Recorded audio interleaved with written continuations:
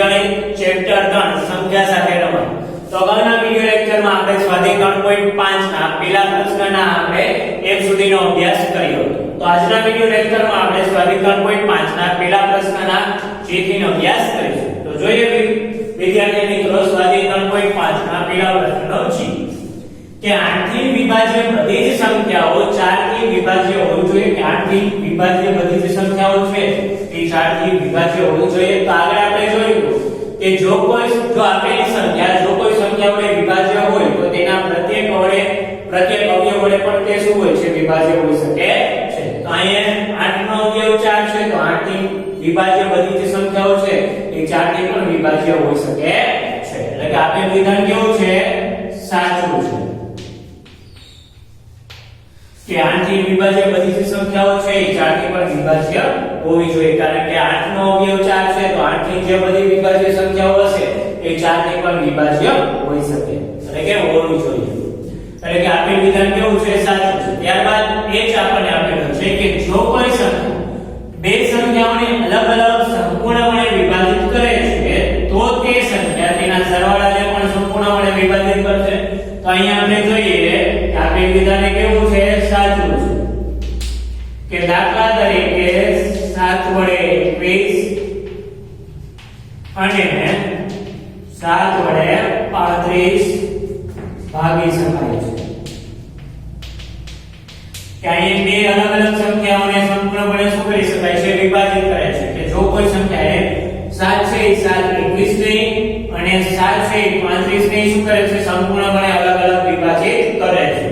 તો હવે એનો સરવાળો લઈએ તો 21 35 21 35 કરશો આવશે 56. તો એના સરવાળાને પણ શું સંપૂર્ણપણે વિભાજિત કરે છે. તો 56 ને પણ શું કરી શકાય છે 56 ને પણ 7 વડે વિભાજિત અથવા તો ભાગી શકાય છે. કે અહીંયા 7 વડે 21 ને અને 7 વડે 35 બંનેને અલગ અલગ સંપૂર્ણપણે શું કરી શકાય છે વિભાજિત કરી શકાય છે. તો એના સરવાળા તો તે સંખ્યાને કઈ 21 અને 35 થશે તો એનો સરવાળો 21 35 પર શું આવશે 56.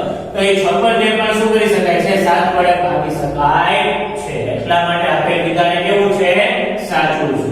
ત્યારબાદ આપણને આપેલું છે કે જો કોઈ સંખ્યા બે સંખ્યાઓના સરવાળાને પૂર્ણ રીતે વિભાજિત કરે છે તો તે બંને સંખ્યાઓને અલગ અલગ રીતે પણ વિભાજિત કરશે. તો આપેલ વિધાન કેવું છે ખોટું છે. અહીં આપણે ઉદાહરણ લઈને જોઈએ કે 10 અને 4 ના સરવાળા 10 અને 4 ના સરવાળા 14 ને 7 વડે ભાગી શકાય છે. 7 વડે ભાગી શકાય છે. કે 10 અને 4 નો સરવાળો કરશું તો 10 ને 4 કેટલા થશે 14. એટલે કે 10 અને 4 ના સરવાળા 14 ને 7 વડે ભાગી શકાય છે. પરંતુ 7 વડે 10 ને કે 4 ને ભાગી શકાતા નથી. કે 10 અને 4 ના સરવાળા જે 14 મળે છે 10 + 4 કરશો એટલે 14. તો 10 અને 4 ના સરવાળા 14 ને 7 વડે ભાગી શકાય છે પરંતુ 7 વડે 10 ને કે 4 ને ભાગી શકાતા નથી. એટલે કે બંનેને અલગ અલગ પણ સંપૂર્ણપણે વિભાજિત કરી શકાતા નથી. ક્યાંય સરવાળાને 7 વડે ભાગી શકાય છે પરંતુ 7 વડે 10 ને કે 4 ને ભાગી શકાતા નથી. એટલે કે આપેલ વિધાન કેવું છે ખોટું છે. અહીંયા પ્રશ્ન એક આપણે પૂર્ણ કર્યો. હવે જોઈએ બીજો પ્રશ્ન. અહીં 60 માટે બે જુદા જુદા અવયવ વૃક્ષો આપ્યા છે. કે અહીં 60 માટે શું કર્યા છે બે જુદા જુદા અવયવ વૃક્ષો આપ્યા છે. તો ખોટી સંખ્યાઓ લખો. કે અહીંયા જે આપણે પ્રશ્નાર્થ ચિહ્ન કર્યા છે એ પ્રશ્નાર્થ ચિહ્નની જગ્યાએ જે ખોટી સંખ્યા છે એ ખોટી સંખ્યા આપણે લખવાની છે. તો અહીંયા આપણે જોઈ શકીએ છીએ પહેલો દાખલો આપણને આપેલો છે તો એમાં 60 નું પહેલું અવયવ જોઈએ તો 60 એટલે શું થશે 6 દશક 60. પછી આપેલું છે 6 ના ભાગ પાડીએ તો 2 અને અહીંયા આપેલું છે પ્રશ્નાર્થ ચિહ્ન. તો 2 ની સાથે એવી કઈ સંખ્યા ગણું કે જેનો જવાબ 6 મળે. તો 6 બરાબર શું થશે 2 3 6. તો 2 * 3 કરીશ તો આપણને જવાબ મળે છે 6. તો પ્રશ્નાર્થ ચિહ્નની જગ્યાએ કઈ સંખ્યા આવશે તો આવશે 3 કે 2 ગુણ્યા 3 કરીશ તો જવાબ આવશે 6 એવી જ રીતે આપેલું છે 10 અને એનો એક અવયવ 5 આપેલો છે તો બીજી કઈ સંખ્યા મૂકું તો એનો ગુણાકાર 10 થાય તો 5 ને એની કઈ સંખ્યા સાથે ગુણો તો મને જવાબ 10 મળશે તો 5 ગુણ્યા 2 કરીશ તો થશે 5 ગુણ્યા 10 એટલે કે 10 બરાબર થશે 2 પંચાને 10 તો 5 તો આપણને આપેલું છે તો પ્રશ્નાર્થ ચિહ્નની જગ્યાએ શું આવશે 2 અહીં પ્રશ્નાર્થ ચિહ્નની જગ્યાએ શું આવશે 2 એટલે 5 ગુણ્યા 10 તો ખોટી સંખ્યા કઈ કઈ થશે તો ખોટી સંખ્યા 3 અને 2 છે 3 અને 2 છે ત્યારબાદ બીજું 60 નું અવયવ ઉત્સ આપણને આપેલું છે એમાં 60 ના ભાગ આપેલા છે 30 અને અહીંયા પ્રશ્નાર્થ ચિહ્ન આપેલું છે તો 30 ને એની કઈ સંખ્યા સાથે ગુણવું તો મને જવાબ 60 મળે તો 60 બરાબર 30 દુ 60 થશે એટલે કે 30 ને જો 2 વડે ગુણો તો એનો જવાબ મળે 60 એટલે કે 30 ગુણ્યા 2 કરતા આપણને જવાબ મળે છે 60 તો 30 તો આપણને આપેલું છે તો અહીંયા પ્રશ્નાર્થ ચિહ્નની જગ્યાએ શું આવશે ત્યારબાદ આપણને આપેલું છે 30 તો એમાં 10 આપેલું છે તો 10 ને એવી કઈ સંખ્યા સાથે ગુણો તો જવાબ મને 30 મળે તો 3 10 30 થશે તો 10 તો આપણને આપેલું છે તો પ્રશ્નાર્થ ચિહ્નની જગ્યાએ કઈ સંખ્યા આવશે 3 ત્યારબાદ આપણને આપેલું છે 10 અને બંને જગ્યાએ પ્રશ્નાર્થ ચિહ્ન આપેલું છે તો 10 ને એવી કયા બે અવયવો પાડું કે જેનો ગુણાકાર 10 થાય તો 2 પંચા 10 થશે તો 5 દુય 10 થશે તો 10 ના અવયવ કયા થશે તો આવશે 2 પંચા ને 10 તો 5 ગુણ્યા 10 તો પ્રશ્નાર્થ ચિહ્નની જગ્યાએ શું આવશે અહીંયા આવશે 2 અને અહીંયા આવશે 5 તો ખોટી સંખ્યાઓ કઈ કઈ થશે તો ખોટી સંખ્યાઓ 2 3 2 અને 5 છે 2 3 2 અને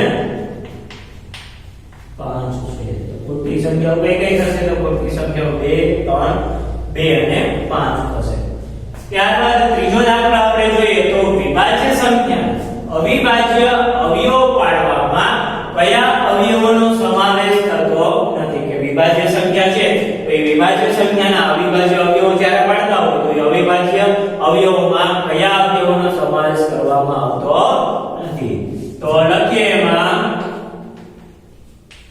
અવયવ 1 અને સંખ્યા 1 પોતે આ બંનેનો સમાવેશ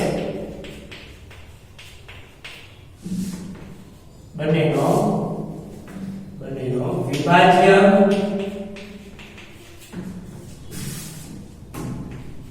સંખ્યાના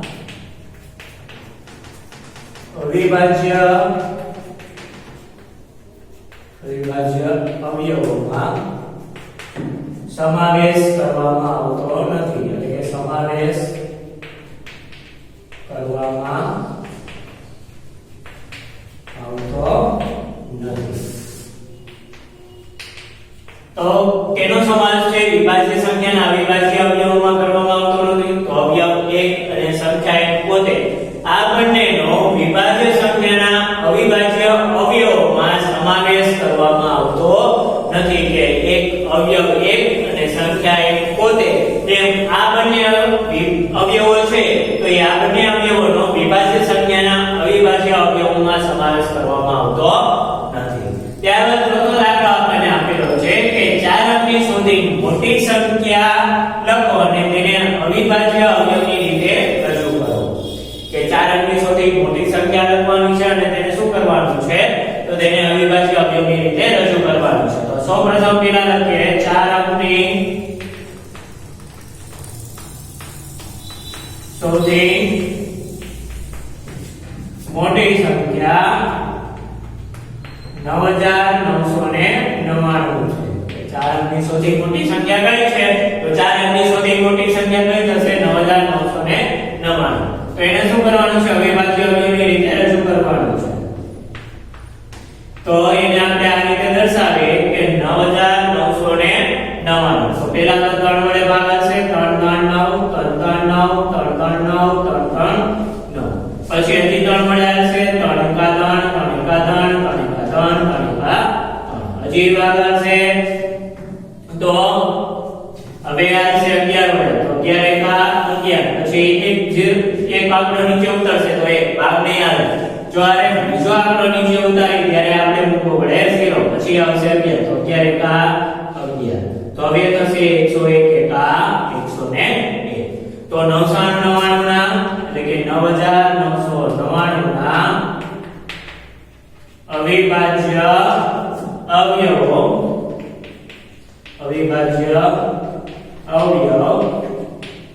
કયા કયા થશે તો અવિભાજ્ય અવયવ થશે 3 ગુણ્યા 11 ગુણ્યા 101 તો આ થઈ ગયા 9999 ના અવિભાજ્ય અવયવ 3 ગુણ્યા 11 ગુણ્યા 101 ત્યારબાદ આપેલું છે કે 5 અંકની નાનામાં નાની સંખ્યા લખો અને તેને અવિભાજ્ય અવયવની રીતે રજૂ કરવાની છે તો પહેલા તો લખીએ 5 અંકની નાનામાં નાની સંખ્યા તો 5 અંકની નાનામાં નાની સંખ્યા 5 અંકની નાનામાં નાની સંખ્યા 10000 છે બરોબર કે 5 અંકની નાનામાં નાની સંખ્યા કઈ છે તો આવશે 10000 તો 10000 ને શું કરવાના છે અવિભાજ્ય અવયવની રીતે આપણે રજૂ કરવા તો 10000 ને આપણે ભાગ પાડીએ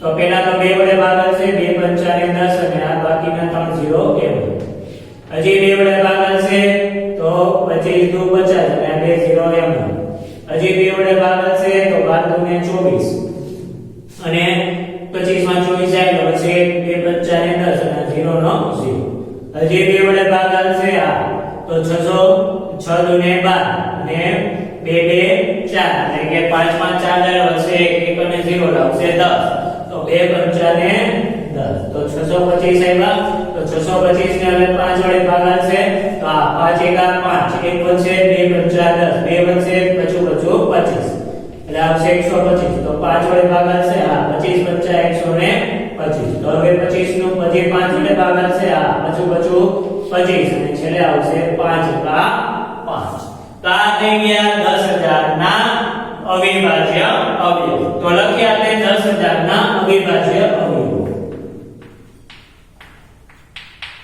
ના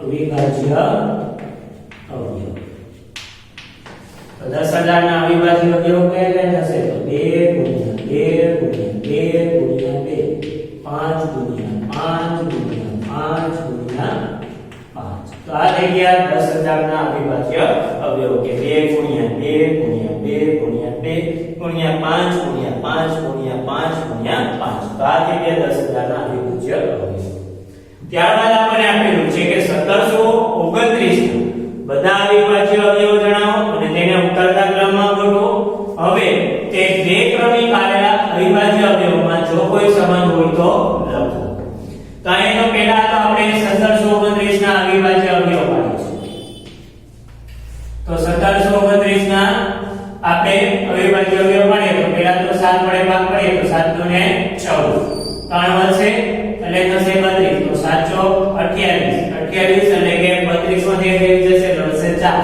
તો 4 ને 9 કરતા જાય આવશે 27 49 હવે 7 વડે ભાગ આવશે ને એટલે આપણે લખાવીએ છે 13 તો 13 એકા 13 બરોબર 13 એકા 13 તો 24 માંથી 13 બાદ કરશું એટલે આવશે 24 માંથી 13 બાદ કરીએ એટલે આવશે 11 તો 117 તો 13 નો માને 117 થશે એટલે આવશે 19 એટલે આવશે 19 એકા 19 તો 1729 ના 1729 ના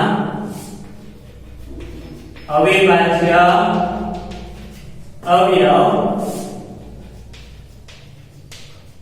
તો 1729 ના અવિભાજ્ય અવયવ કયા થશે તો 7 ગુણ્યા 13 ગુણ્યા 19 તો આ થઈ ગયા 1729 ના અવિભાજ્ય અવયવ તો એને શું કરવાનું છે તેને ઉતરતા ક્રમમાં કરો તો અવિભાજ્ય અવયવને અવિભાજ્ય અવયવને ઉતરતા ક્રમમાં ગોઠવતા. તો ઉતરતા ક્રમમાં આપણે ગોઠવીએ તો પહેલા તો શું આવશે? મોટી સંખ્યા આવશે, પછી નાની સંખ્યા, અને એનાથી નાની સંખ્યા. ઉતરતા ક્રમમાં મોટાથી નાની સંખ્યા. તો મોટી સંખ્યા 19, પછી આવશે 13 અને 7. તો આ થઈ ગયા એને ઉતરતા ક્રમમાં. હવે આપણે લઈએ આનો તફાવત લઈએ તો 19 માઈનસ શું કીધું? હવે તે બે ક્રમિક આવેલા અવિભાજ્ય અવયવમાં જો કોઈ સંબંધ હોય તો તે લખો. અહીંયા 19 માઈનસ 13 કરીશ તો શું મળશે? 19 માંથી 13 બાદ કરતા આપણને મળે છે 6. એવી જ રીતે આ બે ક્રમિક પદ લઉં તો 13 માઈનસ 7 કરીશ તો એ શું મળે છે? 6. તો અહીંયા દરેક ક્રમિક પદમાં પદનો તફાવત આપણને કેટલો મળે છે? 6 મળે છે. એટલે કે અવિભાજ્ય અવયવને ઉતરતા ક્રમમાં ગોઠવી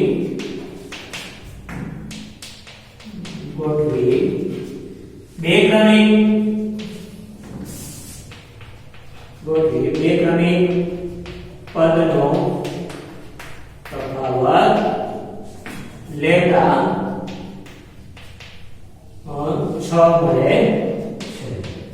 કેટલો મળે છે? આપણને 6 મળે છે. એટલે અવિભાજ્ય અવયવને ઉતરતા ક્રમમાં ગોઠવી અને બે ક્રમિક પદનો તફાવત લેતા આપણને શું મળે છે? 6 મળે છે. એટલે કે આવેલા અવિભાજ્ય અવયવમાં કોઈ સંબંધ હોય તો તે લખો. તો કયો સંબંધ મળે છે? તો ક્રમમાં ગોઠવી અને બે ક્રમિક પદનો તફાવત લેતા આપણને શું મળે છે? 6 મળે છે. એટલે અવિભાજ્ય અવયવને ઉતરતા ક્રમમાં ગોઠવી અને બે ક્રમિક પદનો તફાવત લેતા 6 મળે છે. ત્યારબાદ સાતમો દાખલો જોઈએ તો ત્રણ ક્રમિક સંખ્યાઓનો અવયવી હંમેશા 6 થી વિભાજ્ય હોય છે. આ વિધાનને કેટલાક ઉદાહરણની મદદથી શું કરવાનું છે? સ્પષ્ટ કરવાનું છે કે ત્રણ ક્રમિક સંખ્યાઓ લઈ એનો અવયવી છે અવયવી હંમેશા 6 થી વિભાજ્ય હોય છે એવું આપણે ઉદાહરણ લઈ અને શું કરવાનું છે? સમજાવવાનું છે. તો અહીંયા આપણે પહેલા લઈએ આપણે ત્રણ ક્રમિક સંખ્યાઓ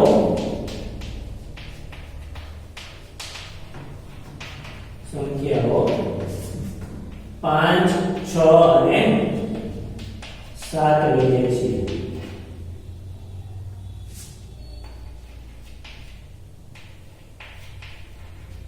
ત્યાં આપણે શું કરીએ છીએ? ત્રણ ક્રમિક સંખ્યાઓ 5, 6 અને 7 લઈએ છીએ. બરાબર? તો એનો ગુણાકાર લઈએ. ત્રણ ક્રમિક સંખ્યાઓનો ગુણાકાર. ક્રમિક સંખ્યાનો ગુણાકાર.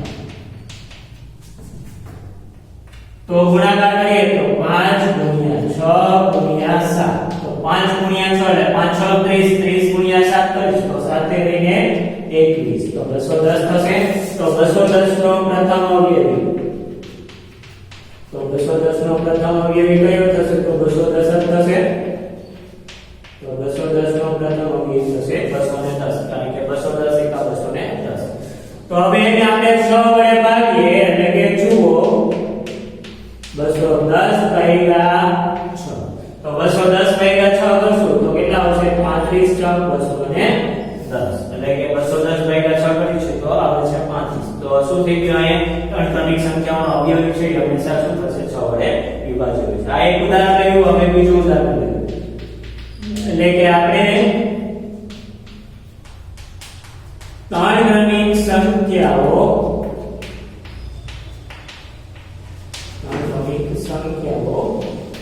8, 9 અને 10 લેતા. કે આપણે ત્રણ ક્રમિક સંખ્યાઓ 8, 9 અને 10 લેતા. તો ત્રણ ક્રમિક સંખ્યાઓનો ગુણાકાર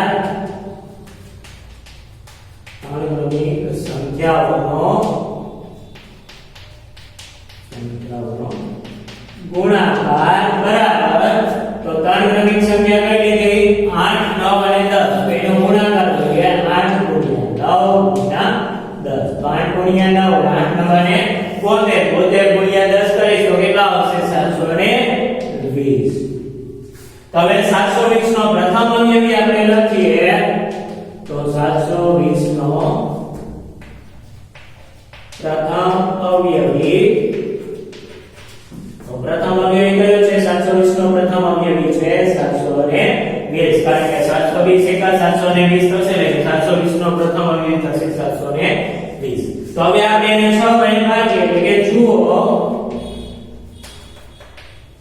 કે 720 ભાગ્યા 6 તો 12 6 75 થશે અને આ 0 નો 0 એટલે કે આવશે 120 ગુણ્યા 6 કરું તો કેટલા આવે છે 720 એટલે કે 720 ભાગ્યા 6 કરતા આપણને જવાબ શું મળે છે 120 એટલે કે કોઈ પણ ત્રણ ક્રમિક સંખ્યાઓનો અવયવી છે એ અવયવીને આપણે શું કહી શકીએ છીએ હંમેશા 6 વડે વિભાજ્ય હોય છે ત્યાં એ પહેલા આપણે ત્રણ ક્રમિક સંખ્યાઓ 5 6 અને 7 લીધી તો એનો જે પ્રથમ અવયવી મળે છે 210 એ 210 શું છે 6 વડે વિભાજ્ય છે એવી જ રીતે બીજી ત્રણ ક્રમિક સંખ્યાઓ 8 9 અને 10 લીધી અને એનો જે પ્રથમ અવયવી છે 720 તો એ 720 એ શું છે 6 વડે વિભાજ્ય છે આમ કોઈ પણ ત્રણ ક્રમિક સંખ્યાઓનો અવયવી છે એ હંમેશા 6 થી શું હોય છે વિભાજ્ય હોય છે તો અહીંયા આપણે સ્વાધ્યાય 3.5 ના 7મા દાખલા સુધી અભ્યાસ કર્યો આવતા વિડિયો લેક્ચરમાં